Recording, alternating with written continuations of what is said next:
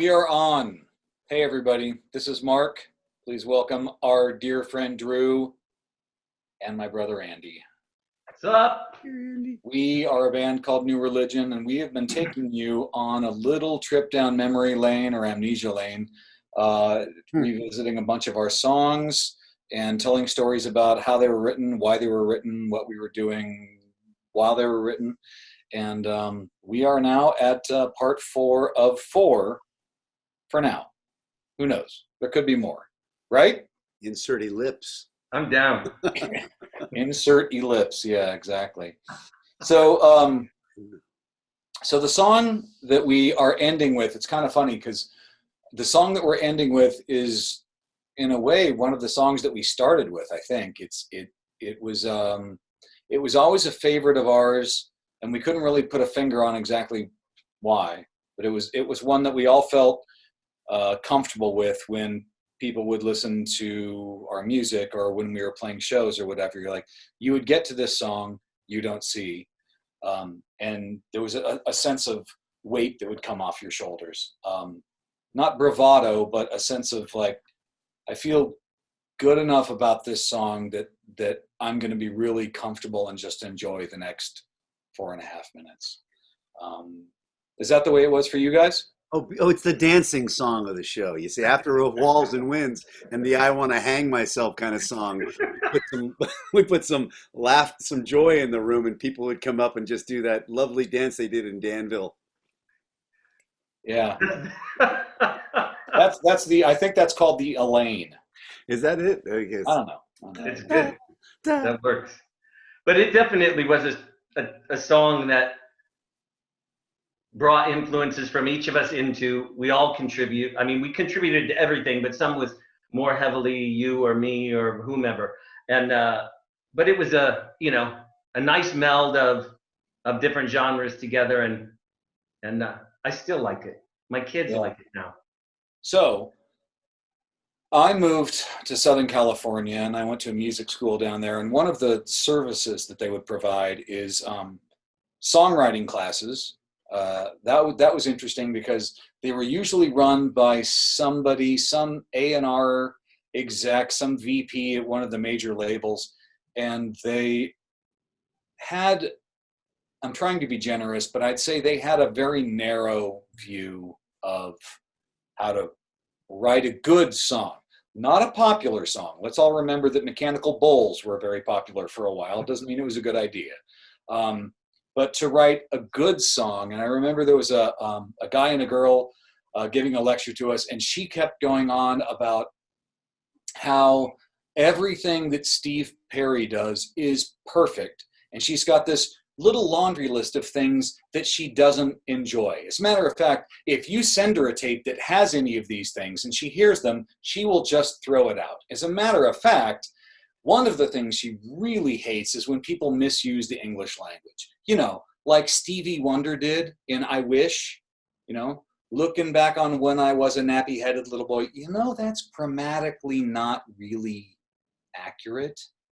I hate when people do that. This was the kind of advice that we were getting. But I did make an appointment with somebody who was a song buyer, and I tried to see if I could get this song purchased by one of the labels or one of the production facilities, even a movie house. Maybe they would use it in a TV show, or maybe they would sell it to somebody else and it would become a hit or whatever. And I remember, what's that? And we could retire.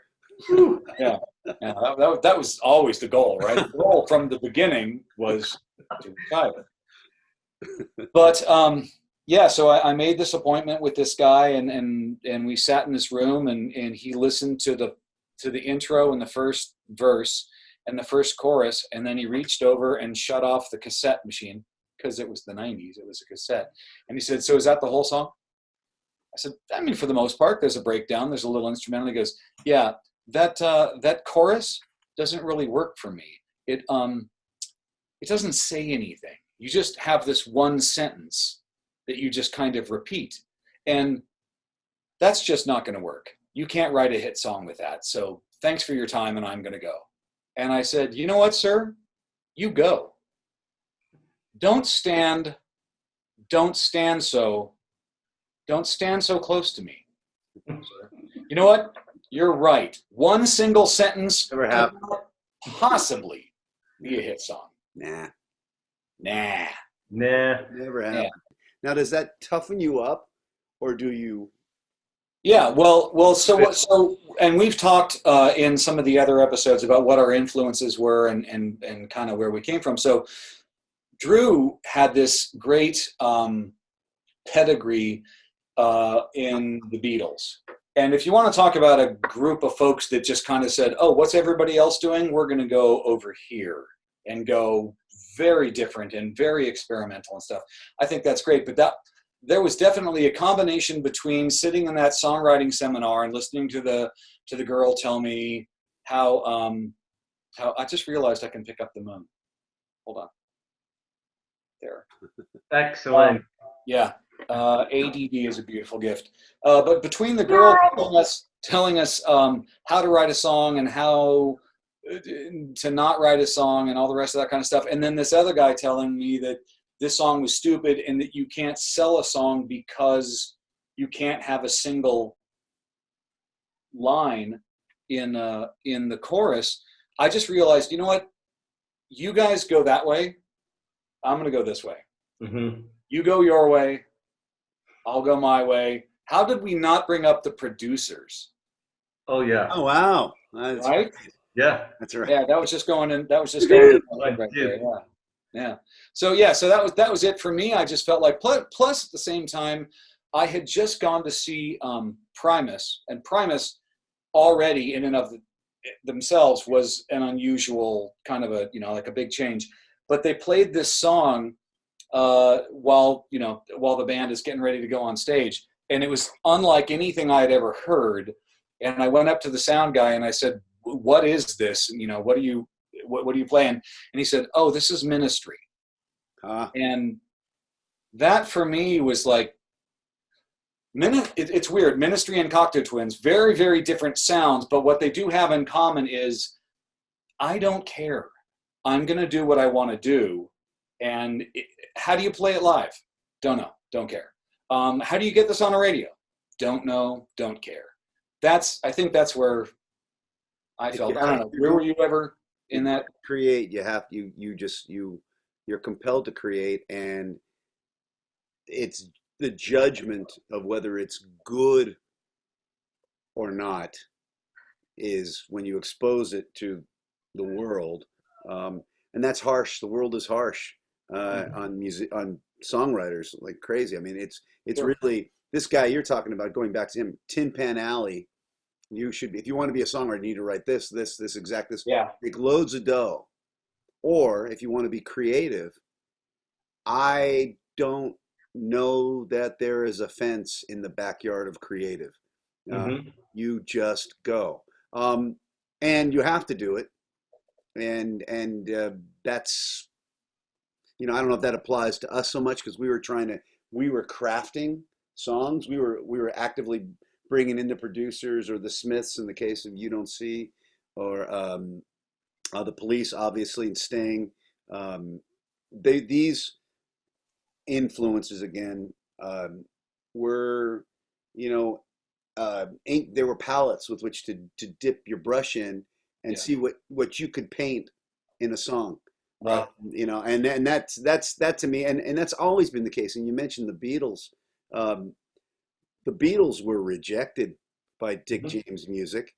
Yeah. And said, "You'll never get anywhere with that stuff." Because nobody likes guitar groups, right? Yes. Even Aunt Mimi, John Lennon's mother, said, "Guitars are fine, John, but you'll never make a living at it." I mean, and the first 1962 bought her a nice plaque that she kept on her TV, I think, all her life, that said just that, John Lennon, or nephew John, or whatever he said. So I mean, who's to say what's right? Bands persevere, and there's enough people out there to to enjoy what you do. If you find that the judgment of dollars and cents, which is a judgment, because that'll direct you whether you're going to continue to do it or not, is important, you might not do it forever because it's a Yeah. tough road Yeah. to do music for a living. To do music for a living, to do music your own for your own, Yeah. let alone somebody else's in the tribute world or whatever. I mean, it's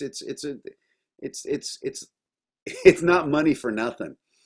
No, it's not. You know, as a matter of fact, so I did an album in 2009 that got I got lucky enough to get a couple of songs placed in some TV shows and some stuff like that. But I And wanted it was awesome. I wanted to try to, you know, really maximize my potential. So I paid for Awesome. for a study group to people to analyze what my target market is. And it turns out that my target market, the people who are most likely to buy my music, are men who are my age, who are me. The 3M rule. It's important to know your audience. Did you buy any of your music? I bought it all. Yeah. That's awesome. Yeah. So we didn't have a big, none of us brought a real urban sort of influence, you know, into the melding of our music. But Drew might have had some influence in the rap industry. Oh no. So yeah, what you're referring to is going to Music Annex, which is where we need to go. Music Annex, for those that you don't know, it's now I believe defunct, but I know the guy who used to run it. He's living down in Los Gatos now in the mountains. But Music Annex is a place that you mastered your recordings. So we'd recorded at CDLS. I think we've said that before, and then we went to Music Annex to master, which is simply to kind of level everything off, take out the peaks, bring up the lows, just make it a nice, pleasant listening experience. Did that, and that was cool. And we were going to have this cassette with our little J card that we made ourselves and took a picture of ourselves, which I think is in one of the videos that you'll see. It was all very humble. So you have to pick up the baby, though. You drop your tapes off, and then Music Annex is going to deliver them. And they say, come down and pick up your baby. I don't know how many we had, 1,000 of them, maybe at most, that we ordered. That sounds about right. Yeah. I go down to Music Annex, and I'm sitting in the waiting room, waiting for the baby that's called New Religion to be delivered. And sitting next to a fella from Oakland, and he's waiting for his baby to be delivered. It turns out it's too short, and and we're New Religion, and we're sitting there, you know, chatting, just BSing a little bit about music and, you know, what we're doing. La la la la. He hadn't made it yet, and then we got our babies, which was beautiful. It was a great moment. Yeah, great. And, oh man, I'm going to give you a cassette. Oh yeah, I'm going to give you one of mine. Cool. So the first song on our disc was "Wait for Me, You Got to Wait for Me." A beautiful little song that we did. It was lovely, lovely, lovely, lovely. Too Shorts was lovely as well. And I'll hum that one if I recall it correctly. The chorus was simply this: "Invasion of the Flat Booty Bitches." And I played that, and I played ours. I listened to Our Baby on the way home, and I listened to his on the way home. And I thought I had to wonder if he was enjoying our cassette as much as I was enjoying his. I still have it. I doubt it. I doubt it. I doubt it. And he made a bunch load more money than we did. So urban might have been a good, you know, a little bit of rap would have been good. And, you know, we would have gone there because we were experimenting with everything. Yeah. Well, so let's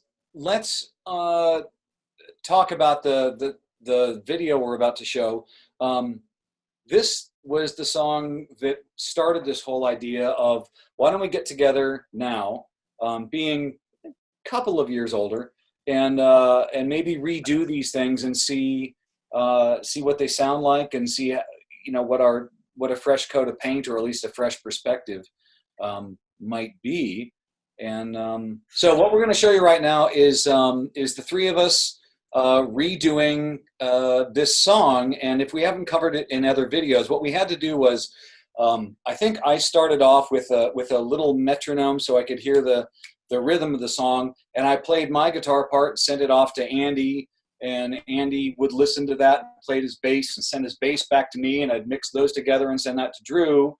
Drew would add his vocals, send the vocals back to me, and we would put this whole thing together. So it was a very non-organic, I don't want to say not fun, but it was very technically complicated.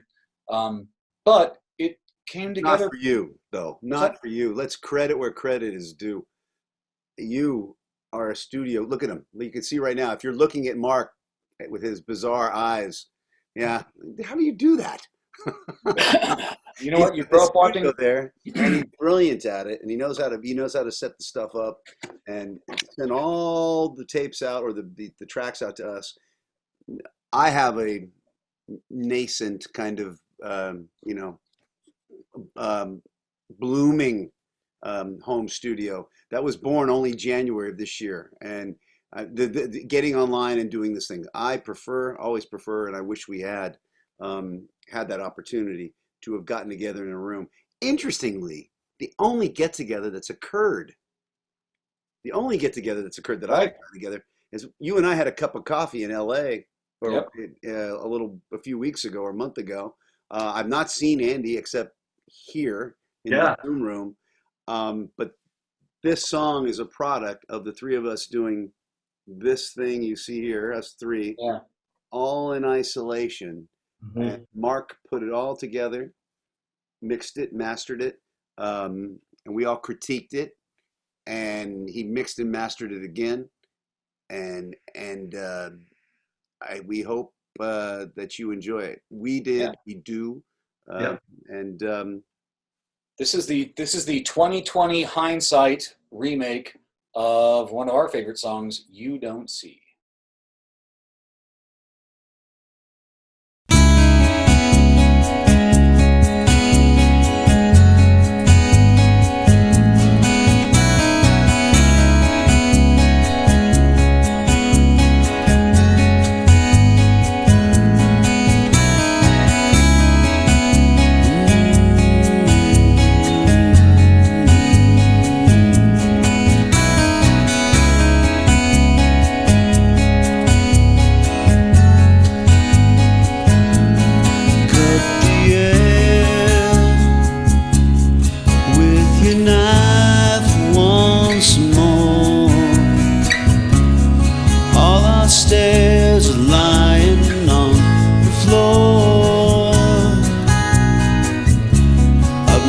Seen your face so blue,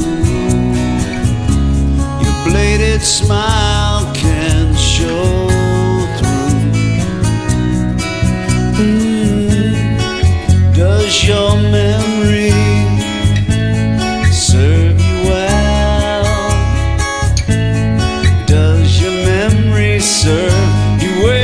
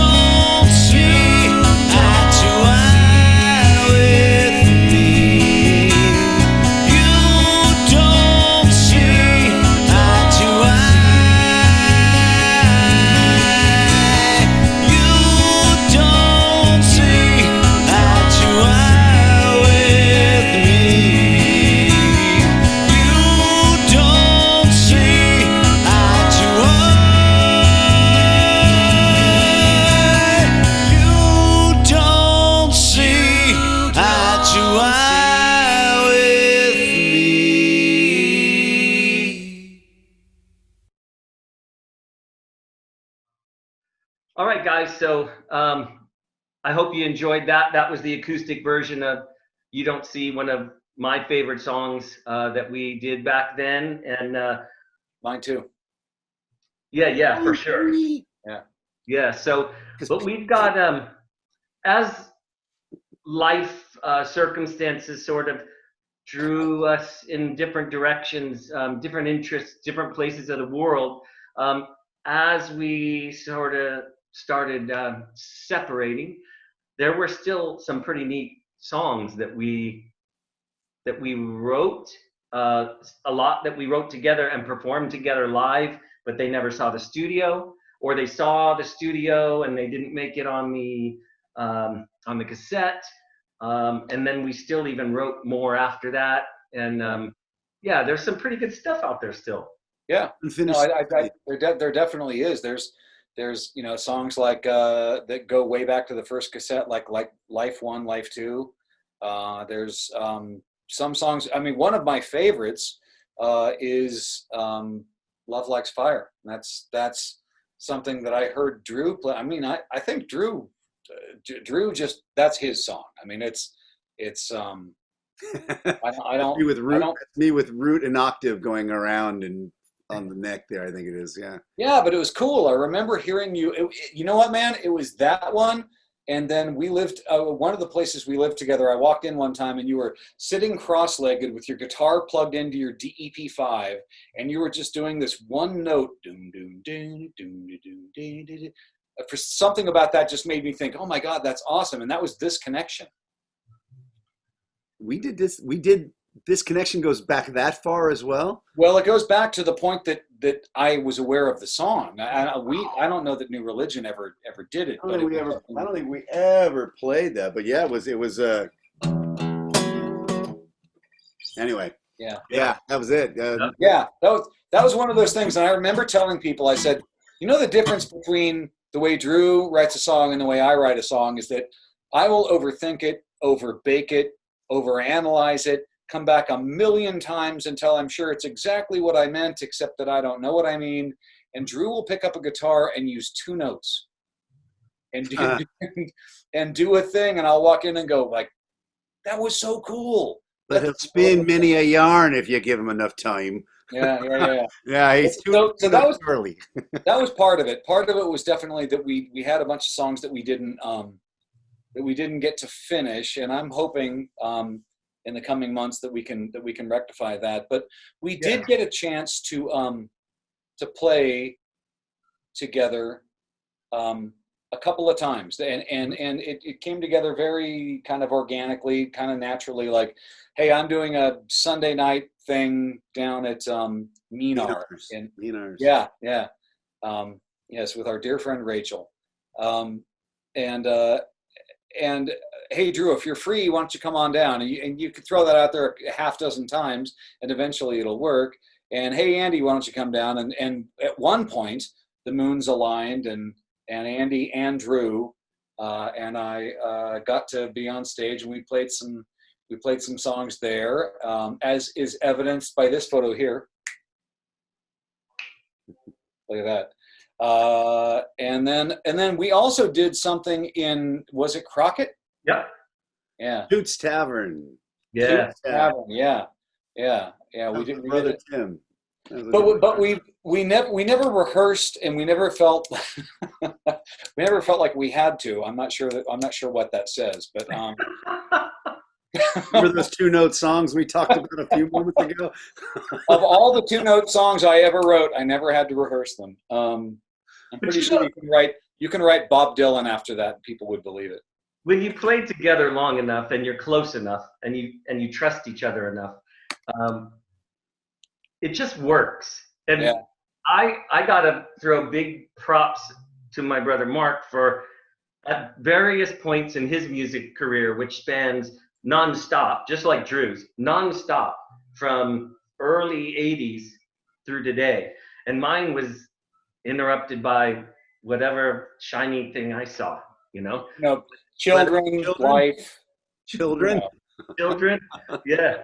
Accidents and good times. And but Mark would call me.